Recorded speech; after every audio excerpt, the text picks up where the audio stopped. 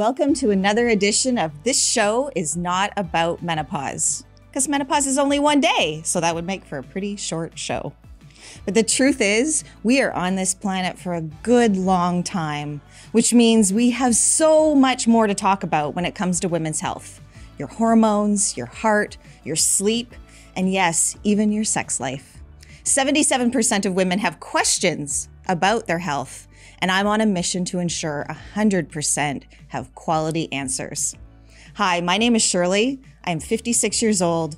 I reached menopause when I was 49, and I am the founder of Menopause Chicks, an online educational community where women come to access quality health information and to get these 3 reminders. You are not alone. You are not meant to suffer. And you are smart, which means you can learn to navigate any health journey with confidence and ease. Speaking of quality health education, this is made possible by both the experts and listeners like you. I have the opportunity to work with some of the world's top women's health professionals who specialize in heart, brain, and bone health, vulva, vaginal, pelvic, and sexual health, hormone health, and more.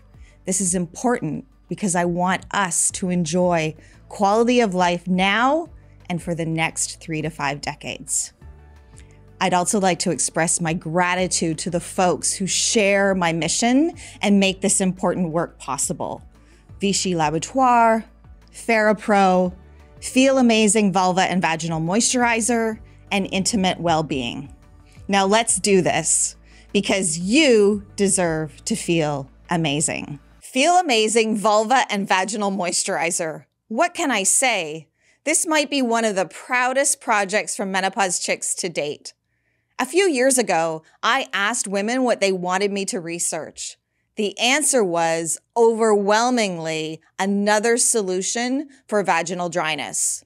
That's because 86% of women experience vulva and vaginal dryness in postmenopause, and yet less than 4% have an easy, viable solution. And research shows hyaluronic acid is effective for both the prevention and treatment of dryness. So we took this challenge to a team of pharmacists who created Feel Amazing Vulva and Vaginal Moisturizer with hyaluronic acid and a little vitamin E. It's a product created by a community for its community. And you can learn more at moisturizeyourvagina.com.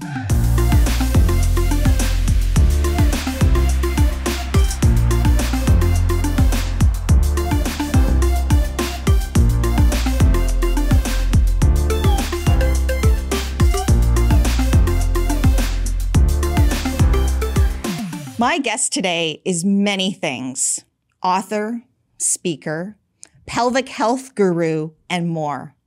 We often introduce each other as colleagues, friends, neighbors, and today I want to introduce you to my Vagina Coach.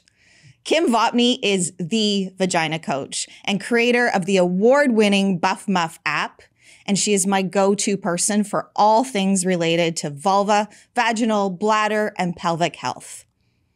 We have had such a great time over the last year co-hosting a Q&A event called Kegels and Mocktails. So much so that I just couldn't wait to share Kim and her expertise with you. Welcome to the show, Kim. Thank you so much. Lovely introduction. I know, and we've done this so many times, but I'm really excited to be able to do this for This Show Is Not About Menopause. Yeah. So let's start there. I mean, your work, I know, has touched labor and delivery and birth and postpartum, but now you do spend a lot of time with women navigating perimenopause to postmenopause. So tell us about your work. Yeah, well, thank you, first of all, for having me. You're right, started because I recognize a huge void with regards to pelvic health in pregnancy. So I was afraid of childbirth and tearing, and through my experience, I recognize there's probably a lot of other people who have these same fears. Right.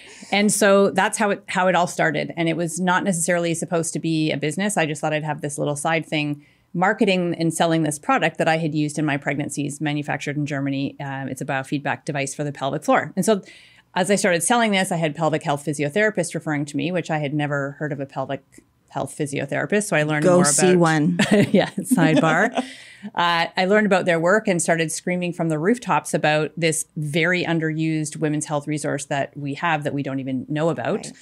And then started to recognize there was a part of pelvic health overlooked in the postpartum recovery. We are celebrating people to get back to the gym at 2 weeks postpartum and high-fiving them as they leave the hospital with absolutely zero recovery plan in place.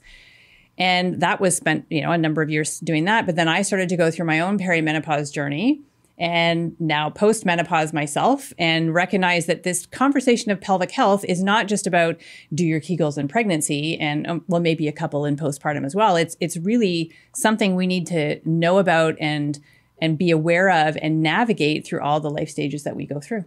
It's so true. Like, I started Menopause Chicks. I was navigating my own journey.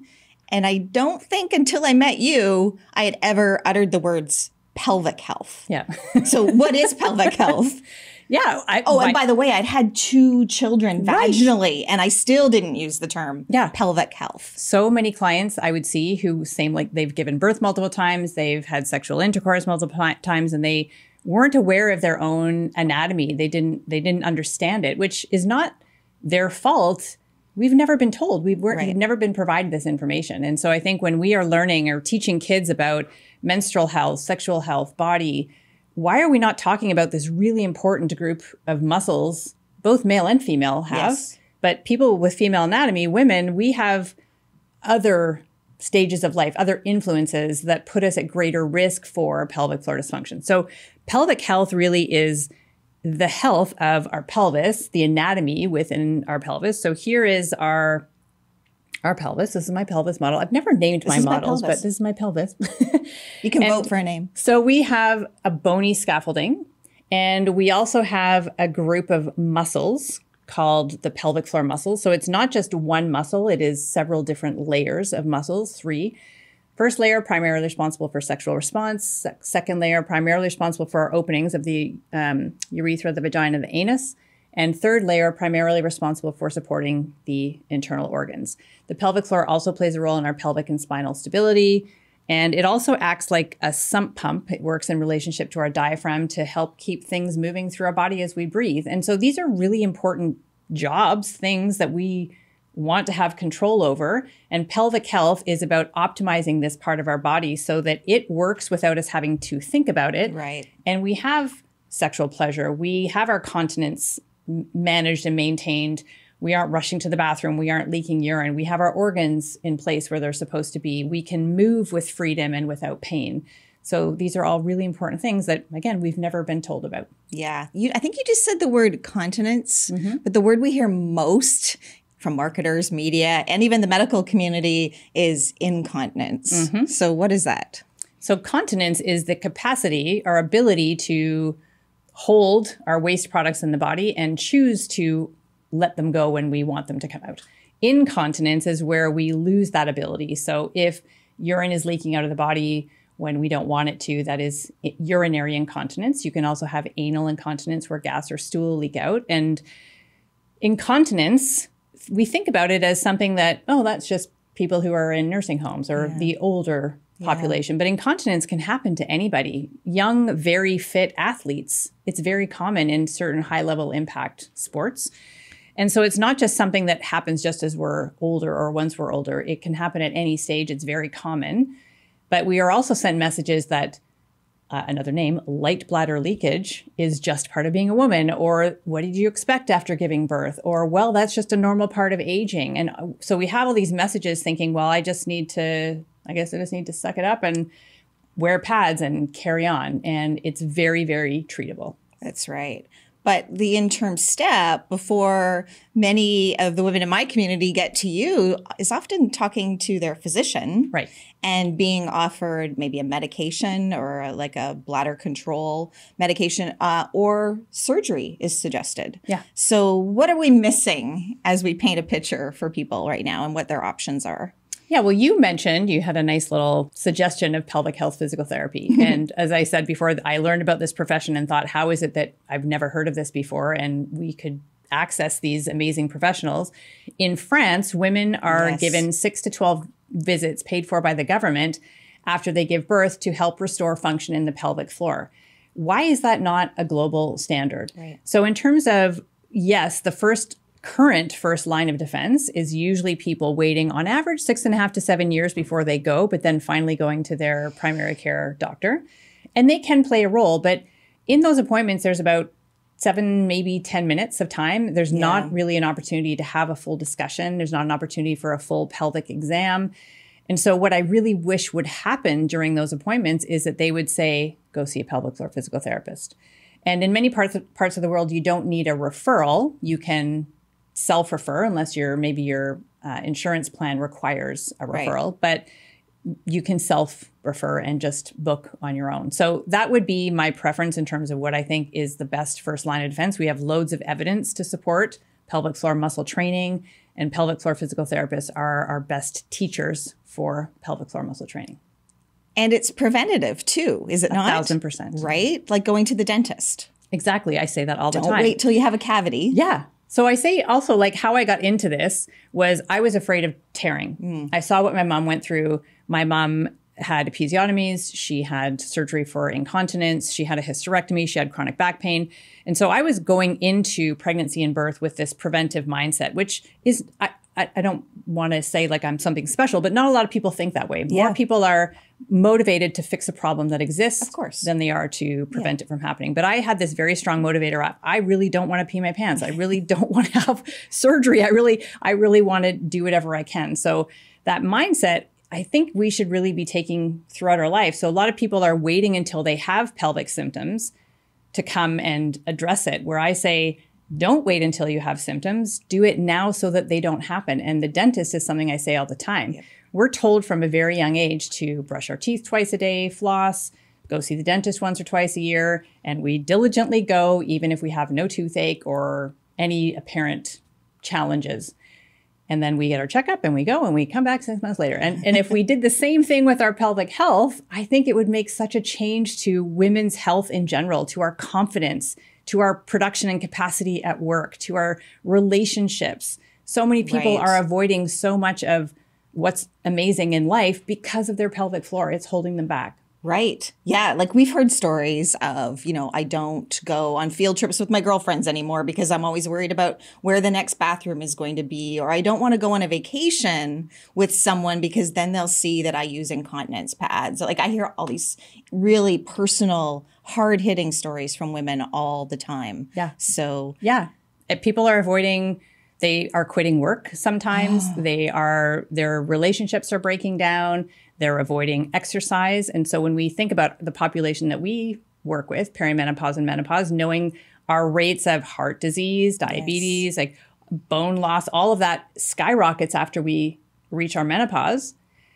And this population is also dealing with incontinence and organ prolapse and pelvic floor dysfunction, which is also holding them back from exercise, which is so important to help manage those things. So it is such an overlooked, incredibly important part of the body that indirectly will help support all of the other things of life as well. Absolutely. Okay, I want to go to prolapse, but I think we should first connect some dots between what we're talking about and menopause, right? So when estrogen declines at menopause or immediately after menopause, what happens and how does that connect to our pelvic health? Yeah. So hormones are a piece of it, and it's a big piece. But I don't want to put all of the emphasis just on the loss of estrogen. So as we age, we are losing muscle mass. It's called sarcopenia. So that's playing a role. As we age, we are producing less collagen. That's playing a role. As we age, we are producing less hyaluronic acid, which we know is beneficial, and that's playing a role. And then we also have the hormonal piece as well. And the hormones it's a bit of an up and down as we're in perimenopause, and then there's a pretty steep decline once we reach our menopause. And we don't have to necessarily wait until we reach menopause to start experiencing some of these problems. But all throughout our pelvis, we have estrogen receptors in the walls of the vagina, in and around the bladder. And when we are no longer producing that estrogen that those receptors love, we now have dryness, irritation. There's some thinning of the tissues. The walls of the vagina can actually start to narrow. Some of the bladder symptoms that might have been apparent before are now maybe starting to show up a little bit more often, maybe some frequency, some maybe even now burning when they urinate, maybe some irritation and dryness just with wearing clothes. Waking in the middle of the night to pee. Waking in the middle of the night to pee, which can be hormone, can also be behavior related. So lots of contributing factors there. But so we have a whole bunch of things. But again, we don't necessarily know the whole picture. And so the good thing about what's happening with the talk of menopause having greatly increased is there's a section of menopause, an umbrella called genitourinary syndrome of menopause, which is now indirectly increasing the conversation and the awareness of pelvic health. Yes. Because bladder health, prolapse, incontinence, vaginal atrophy, dryness are all under that umbrella. Yes, yes. Okay, let's talk about prolapse and then we'll go to dryness. Okay, so what is a prolapse? A prolapse is essentially when one or sometimes all of the organs, so we can have the bladder, the uterus, and or the rectum, are shifting out of their proper anatomical position and they are bulging into, in the case of the bladder or the rectum, or they're descending into, in the case of the uterus, into the vagina. Yep. And statistically, so if we think about incontinence, we hear about incontinence on all the advertisements, we think it's so common, and it is. It's about 40-ish% of women if you think of it statistically, which I think it's actually even higher because that's reported cases and so many people aren't reporting it. Right? But that's the statistic we have there. With prolapse, it's 50%. 50% of women have some degree of prolapse, and this is even more, so pelvic health in general is not known about, and prolapse is definitely not known about. So many people are sidelined by this diagnosis. And they're like, I've never heard of this before. Yet 50% of women will experience one in their lifetime. That's every second person that we run into today has prolapse. Yeah. Someone you know needs this information. Yeah. Right? Yeah, exactly. So early stage prolapse can sometimes be asymptomatic. You might not even know at all. Some people may have an early stage prolapse and have crazy symptoms. Other people have zero symptoms. So symptoms aren't an indicator of severity or of prolapse at all. Some of the more common symptoms that could indicate prolapse may be back pain, might be difficulty with insertion. So whether that's if they're still using a tampon or a toy or a penis, fingers where they feel like they hit something or it feels uncomfortable. Right. There may also be like a sense of something stuck in the vagina. I feel like something's in there. Maybe it feels like a tampon's not sitting correctly. There might be there's not really a lot of pain associated, but there is a lot of usually heaviness and dragginess and achiness. And especially as the day goes on, they may feel like they want to have some counter pressure against their perineum. They might feel like they want to sit down more. Some people may actually see or feel a bulge right at the entrance to so if you can think of this as the opening to the vagina, they may actually see a bulge. A lot of people say it looks like a little pink ball. Right. And so those are all common symptoms associated with it. But again, some people can have a more advanced prolapse and have no symptoms.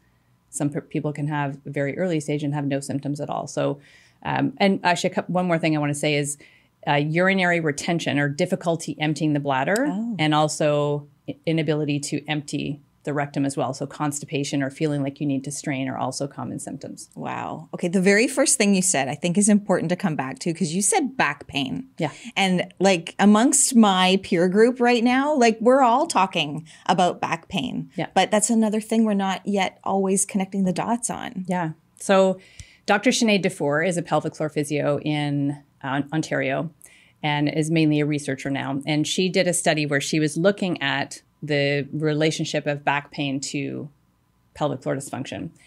And in her research, 95.3% of women with low back pain have some form of pelvic floor dysfunction, which is shocking, right? Yes. So again, we have we have back pain and we go to massage therapy and chiropractor and yes, I do. physio and acupuncture, which are all helpful and they can absolutely all play a role. Yeah. However, the people that are just like, it's just chronic, it keeps coming back, it's naggy, it's not going away. It's just part of getting older. Yes, exactly. Why are we not looking at the pelvis? That is so often the missing link. Have we talked about poop yet? Not yet. I know you like to talk about poop. I always love to talk about, yeah. So constipation is is very damaging to the pelvic floor. It's something that's very common. A lot of people deal with constipation, and we don't necessarily. I thought you were going to say everybody poops.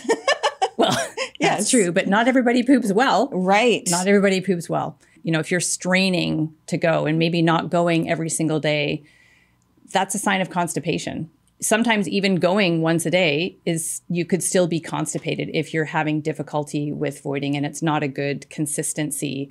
So there's something called the Bristol stool chart, and you can Google this and you'll come up with all sorts of images of poop, and it ranges with numbers associated next to them. And we're aiming for a number 3 maybe, but 4 would be your ideal number on the Bristol stool chart. So on your number 2 chart, you want to be at number 4.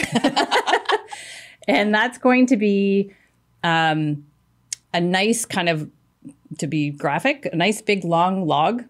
And it's formed, it's not too hard, it's not little rabbit pellets. We just sit down, it comes out with ease, and we have that sense of relief. Like we should have some poophoria, I call it, right? At the end of it, you should have, I'm not going to equate it quite like an orgasm, but it's kind of that like, like it just feels really good. And we all deserve to feel that way. Right. But so many of us are dreading going to the toilet because it's difficult to get out, or they're straining. And if we're straining every day, especially if we already have prolapse, we're going to be making that situation worse. Or if we don't yet have prolapse, we are definitely paving the way. Right. And if we have constipation, if we're not voiding, if we're not emptying our bowels, that can also contribute to incontinence. So it usually will make things, will have a little bit more urgency, and it can also make it a little bit more difficult to actually contract and control. So we got to poop really well. Okay. Take that away with you. Okay. Obviously you have solutions, and I'm going to ask you about that, but we have some viewer questions. Sure. So you okay to do that? Yeah. And like, feel free to tell us what you do in these situations. Yeah. Okay, Yeah. let's go. My doctor suggested bladder control medication and possibly surgery. Is there anything else I can do first? It's from Jana in Toronto. Yes, Jana. So thank you for sharing your question. And this is very common. A lot of people, again, we were talking before, people will go see their primary care physician, and they aren't necessarily aware of all the advancements in pelvic health, or that there even exists pelvic floor physical therapists. And so they know pharmaceuticals and surgery. Right. And those can be really great options for certain people or certain populations. But there's something I want people to pursue after they've looked at the conservative approaches. So number one thing I would say is find a pelvic floor physical therapist and book in with them and get a really thorough assessment of your pelvic floor, understanding the root causes of what's contributing to your incontinence. And that could be diet related, it could be sleep, could be stress, could be posture, could be breath, could be scar tissue from childbirth, could be menopause. Like there's so many different contributing factors. And we so often, especially if we have that 7 to 10 minute visit with our care provider, we just don't have an opportunity to explore those. So number one, see a pelvic floor physical therapist. Number two, even if you can't see a pelvic floor physical therapist, we need to optimize our posture and our breath and our pelvic floor contraction. We need to connect with this group of muscles we've never been introduced to before. So part of what I do and part of what pelvic floor physical therapists do is teach you about this group of muscles and how it relates to our breath. So when we inhale, pelvic floors are relaxing and lengthening. And as we exhale, pelvic floors are contracting and lifting. We've all heard of Kegel exercises, or most of us have heard of those. And we have loads of evidence to show that Kegels do work when they are done correctly, when they are done consistently. And I take it a step further, and we are now getting more and more research to support that when they are coordinated with movement, we have even more success. So like when you're taking the groceries out of the trunk. Yeah, and activities of daily living. Right. Exactly. Even your workout. We want to train the pelvic floor dynamically. Got it. Yeah. So pelvic floor physical therapy, a good whole body pelvic floor fitness program. Optimize your diet. So getting rid of processed foods, getting rid of things that are inflammatory, especially bladder irritants. Drinking lots of water. So many people avoid drinking water because they're afraid of leaking or afraid of having to go to the bathroom too often. Then you end up constipated. Exactly. Da, da, da, da. Yeah. And bladder medication is not going to solve stress urinary incontinence. Right. If somebody truly has overactive bladder, so Right. there is a medical condition of overactive bladder, and you would go through some testing to determine if that actually is your situation, in which case medication may be helpful for you.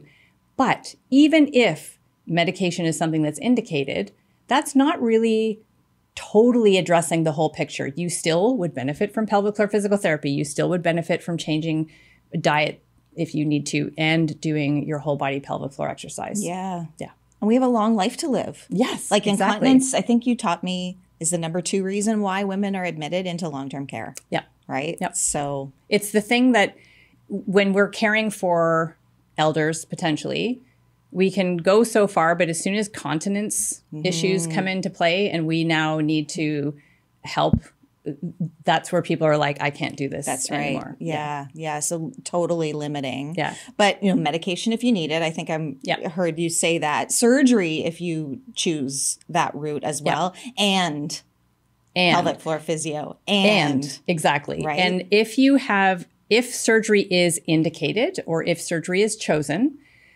also pelvic floor physical therapy before you go to surgery, pelvic floor exercise before you go to surgery, because we want to get that group of muscles in the best state possible prior to undergoing this chosen trauma, controlled trauma that we go through. Then we have to understand the principles of recovery and retraining that system after it's gone through that process. Now we also have scar tissue to manage, and scar tissue can come in and interfere with function. So many people are like, well, I'm just going to do the surgery because it's easier. And they're often told, well, now you don't need exercise because you just had the surgery and you don't, and the symptoms are either motivators or reasons why people think they need to do it. But even just like brushing our teeth, flossing, going to the dentist, we need to stay on top and manage this part of our body, especially as we're aging. And it's true that some people who choose the surgery route have to have it done twice. Right. And I think a reason for that can often be coming back to we haven't addressed the root causes. Or talked about it enough. We haven't talked about it enough. They haven't. Yeah. And I don't want to put shame on the people that have chosen that. Of course. It can be an absolutely amazing decision. And yes, there can be sometimes maybe faults with the surgeon. There's many reasons. But I think a lot of it is we aren't bringing in that pelvic health maintenance piece, the diet, the avoiding constipation, the hydration, the exercise, the pelvic floor physio once a year. And I think if we did that, not only would the whole landscape of pelvic health, but if we think about pelvic surgery, I think it would reduce the already high recurrence rate we see when people go through pelvic surgery. Okay, let's take a minute. Can you do this in a minute? And just describe going to a pelvic floor physio and then describe your work. Yes. A pelvic floor physiotherapist is a physiotherapist with additional training and license to evaluate beyond the opening of the vagina. Okay. So they will do a clothed whole body assessment where they look at your breathing, your movement. They will ask your health history. It's such a great education. Yeah. Like yeah. You've never had somebody pay so much attention to all of these important parts of your life, right? And then if indicated and with your consent, you will have an internal evaluation where you will be laying down on a treatment table. You'll have a gown on or potentially a sheet over you. With your consent, the therapist will use a gloved finger, potentially too, to look at the external genitalia. So they'll be looking for skin conditions. They'll be looking for any scar tissue. They will then insert a finger, and they're feeling for tone. They're feeling, can I insert? Because there are some people who can't accommodate something being inserted. If you can, they will insert a second finger. They're feeling for a balance of tone between the two sides. So they want to make sure that there's not one side that's very rigid and another side that's a little bit lax. They want to see and feel for the position of the organs, and they may ask you to cough or bear down to see if there's any descent. They're going to ask you to do a Kegel. So they want to feel, is there a hug, kind of like a hug of the fingers and a gentle draw up and then a release. They have to assess the release too. So many people are like, well, a Kegel is just a squeeze. I got to clench, right? And oftentimes strength comes from learning to let go. So they can be a big part of teaching us what it means to release. So that's very, very quick what will happen. I recorded my first pelvic floor physio appointment. I remember that. You can watch it on YouTube. We have 2 more questions. Yeah. Okay. This one says, I have a long history with constipation. My girlfriend just suggested pelvic floor exercises, but I'm not making the connection. Can you explain? This is from Rebecca in Seattle. Thank you, Rebecca. Okay. So back to the pelvis and those 3 openings, one of which is our anus here. And the pelvic floor muscles they're managing those 3 openings. and we have sphincters and muscles that directly influence the back passage. And sometimes inability to relax the pelvic floor muscles can lead to kind of gripping. And when it comes to voiding urine and stool, we need our pelvic floor muscles to relax to allow that to come out of the body. Same with childbirth. And if those muscles aren't relaxing, it might be very difficult to pass stool. And that can then contribute to constipation, because if we're not getting it out, then the stool stays there and it gets dried out, and then it makes it even harder the next time. And then if we're straining, then we're damaging the pelvic floor as well. So sometimes pelvic floor physical therapy and learning to relax, or potentially addressing scar tissue that might be interfering, can play a big role in getting the people back to being able to poop properly. So it's not always a diet thing. It might be a muscular thing. It could be a combination of the two, but definitely see a pelvic floor physical therapist. I would also ask about your water intake. Yeah. So I usually guide people somewhere in the range of 2 to 3 liters throughout the day. And then we also want to look at how much fiber. So one, do they have a diversity of fiber? I really love the book called Fiber Fueled, which talks a lot about gut health and the diversity of the plants that we eat, and aiming for somewhere between 25 to 35-ish grams of fiber per day, with a blend between soluble and insoluble. And most people, when they start tracking, they're very shocked. They're like, oh yeah, I eat salad with every meal. But when they actually track the volume, like 10 to 15 10 to grams. 15. I was going to say 15. Wow. Yeah. It's kind of where people hover. So don't just like throw fiber supplements at yourself. You've got to kind of build that up. There may be a role for some people to retrain the elimination habits, to use potentially like a stool softener or something, or a laxative, just to get into a routine, because our bowels love routine. So shift workers or people that are dealing with all sorts of shifting schedules are sometimes more likely to experience constipation. And does constipation impact more women than men? I don't know that, actually. Okay. I don't know that stat. All right. This next one, I think, is about conversations, which I know you and I have talked about quite a bit too. So this is said, help. I'm 61. My mother is 82. And she just told me she is using period pads because she can no longer hold her pee. What can I do, and what can we do? That's from Melanie in Kelowna. Thank you, Melanie. And it's heartbreaking when we hear stories like that, right? And so first of all, there's a difference between period pads and incontinence pads. Yes. And I'm not suggesting that I want your mom to be in pads, but period pads absorb the blood, and incontinence pads, like if we're using period pads to absorb our urine, we will end up creating more dryness. Right. So that's one disclaimer. And there's also reusable pad companies that might be playing a role in there as well. However, let's get out of the pads. I remember we've done some math together. There's pad math, and people can spend upwards of between $30,000 to $75,000 over their lifetime if they're starting at around age 30 and living to kind of 80, 90-ish. And it's not a solution. So it can play a temporary role while we are seeking treatment. But what I would recommend is, if you can, take your mom to a pelvic floor physical therapist. So it's never too late. Say, Mom, we're going in. And go together. Yeah, for sure. Go together, right? Maybe book back-to-back appointments, or book double time, so that we can, and that make you can be her advocate. Right. Yeah. An advocate. It might make her feel safer. It may not. Right. She may not want to have that, but you can have that conversation. So pelvic floor physical therapy first. I would also ask about vaginal estrogen. I would also ask about constipation and diet and sleep. And so not sleeping just creates a whole host of inflammation and challenges in the body. Stress on top of that. And when people are dealing with pelvic floor dysfunction, they have increased levels of stress, so increased levels of inflammation, and that's going to exacerbate the symptoms as well. So there's a lot to cover. Yeah. But I always say, go to a pelvic floor physical therapist first, and then we can start to tackle some of the other challenges. Amazing. Okay. So final topic. We haven't talked about vaginal dryness yet. Yes. Vaginal dryness. So when I first heard the term vaginal atrophy and was having that explained to me, there was a nurse continence advisor friend of mine who was explaining it to me, and she would sort of go back and forth between vaginal atrophy and vaginal dryness. And I said, okay, are they this in and of the same thing? And it used to just be called vaginal atrophy. And vaginal atrophy was happening as a result of the thinning and the drying of the tissues and the narrowing of the vaginal walls, most commonly associated with the menopause transition. Also something that vaginal dryness can happen in the postpartum period as well. And so as I was learning more about this and recognizing how common it is, then it was starting to go through the perimenopause, menopause transition and learning about from you hyaluronic acid and vaginal moisturizer. I'd heard of vaginal moisturizer before, but I didn't necessarily know really in full detail. So there's many things with hyaluronic acid being one. So if you step back to what I said earlier, we have age-related muscle loss, we have collagen loss, we have hyaluronic acid loss, we have estrogen loss.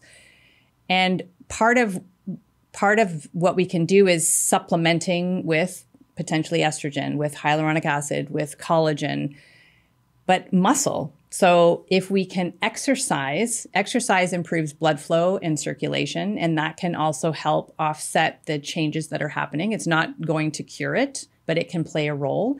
And we also want to make sure that we have the capacity for insertion. So insertion is something that can help offset that narrowing that is happening. Right. And that doesn't have to be a partner. It could be fingers. It could be a toy. It could be a vaginal like red light therapy device or of some sort.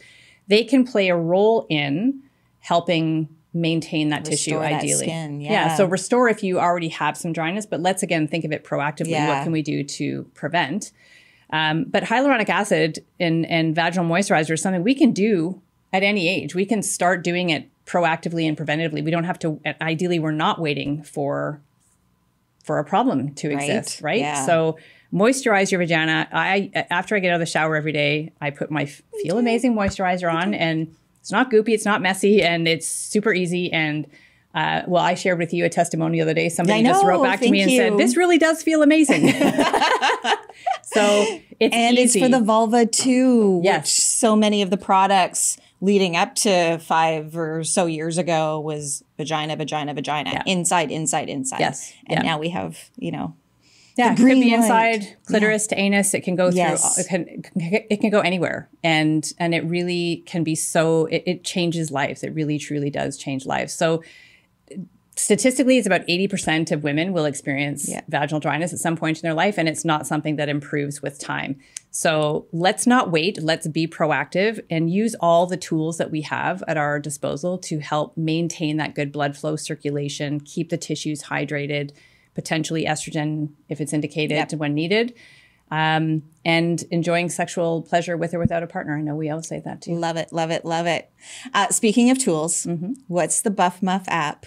Tell us. And what's it like? What's a day in the life of Kim Vopni like? Oh, gosh. So the Buff Muff app, Buff Muff is a program that I created where I wanted to, based on my experience, but also on the now emerging evidence that shows that the benefits of resistance training and Kegels combined with resistance training can bring about quicker changes, but also more long-lasting and more effective than just Kegels on their own or doing nothing at all.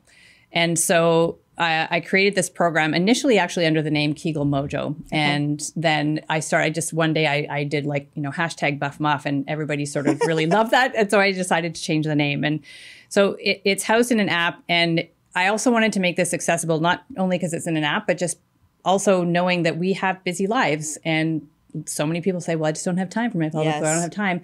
You have 10 minutes.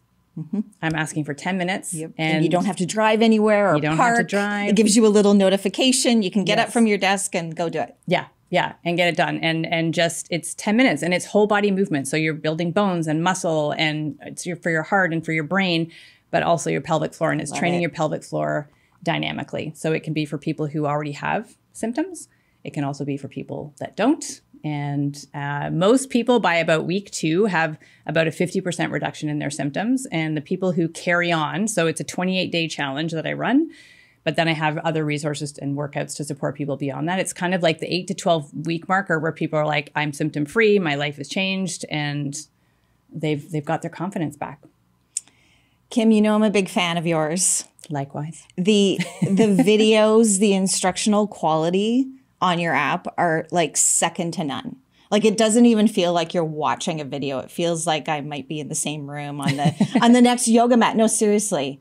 It's one of the best. I know you've been acknowledged for your app and won an award, and that's just incredible. So thank you for the work that you do. I think you're amazing. I love you.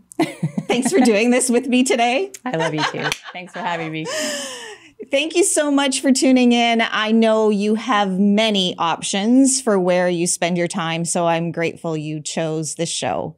To learn more about my guest today, Kim Vopni, please visit vaginacoach.com and follow her at Vagina Coach. If you enjoyed this episode, please subscribe, like, do all those things, and follow me on social media at Menopause Chicks. Once again, I'd like to thank all the people who support this show and share my mission for women's health.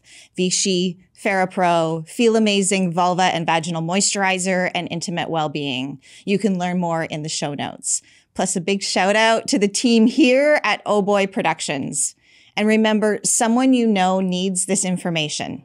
Maybe it's you, maybe it's someone you love. Thank you for sharing it, and see you next week on This Show Is Not About Menopause.